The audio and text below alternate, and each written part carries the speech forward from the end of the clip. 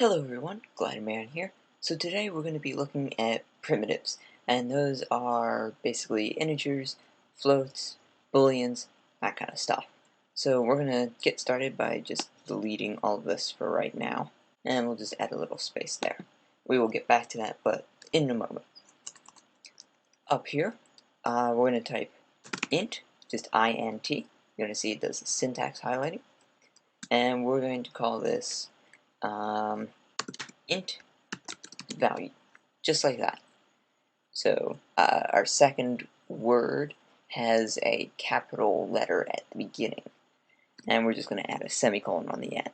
Next, we're going to do float, just like that, and then add a space, and then we're going to do it as float value.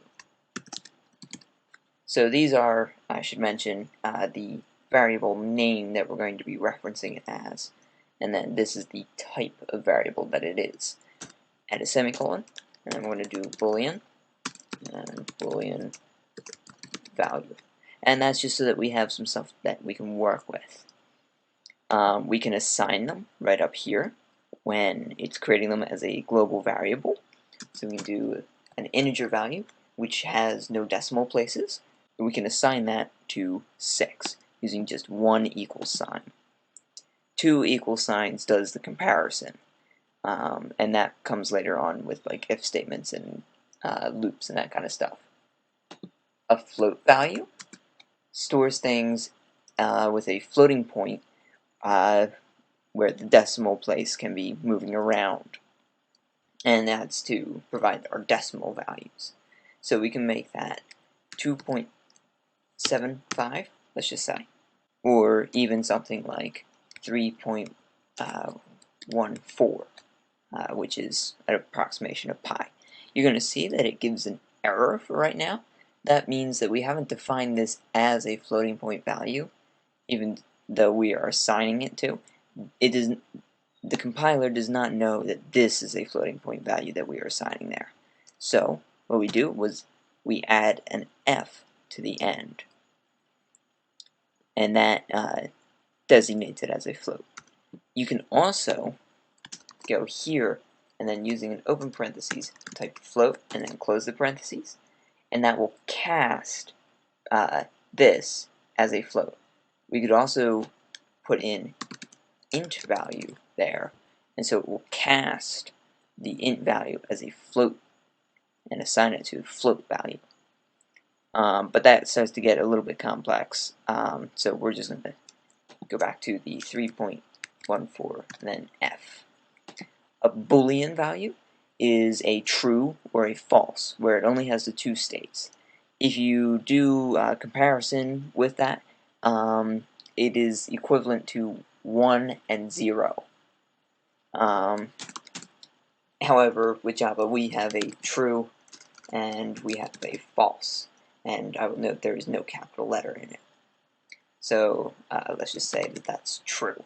So now we want to display what those are. So we'll do a system call, and then we'll use the out print stream and then print line, just like that for right now. And we're just going to say an integer value, and then that, add a space, and then we're going to add to the string int value.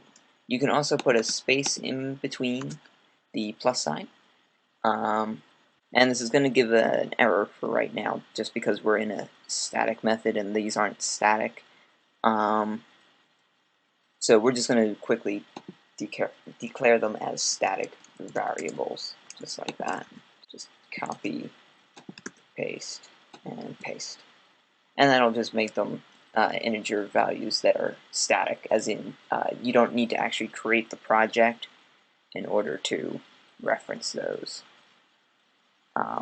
It's just a weird little thing with the main method and getting into it, where if we did this all in the constructor we wouldn't have to worry about it. But we'll get to that in a later episode. So now we're going to do a system.out print line.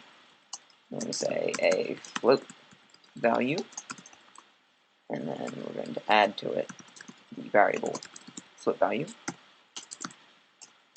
And system.out, print line, and should be a float value, a Boolean value, and then we'll add onto that the Boolean value. And that's just so that we can display it. So we'll go up here, and we'll click the little run button. That'll compile it, and then in the console over here, you'll see that it outputs our stuff that we've got here. So it displays what the integer value is, it displays what the float value is, and do not get confused that this is a string. That is basically the conversion from a Boolean to a string here. Same with converting the integer value over and the float value over. That is not quite a string. You can't type whatever you want in there.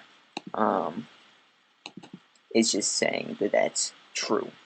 So that's a brief introduction to what these are, and these are called primitives. I believe I mentioned that before. Basically, they are not classes like Project 1 here. And you can see that by them being designated with a lowercase letter at the beginning. So, thanks very much for watching, and I'll see you next time. Bye!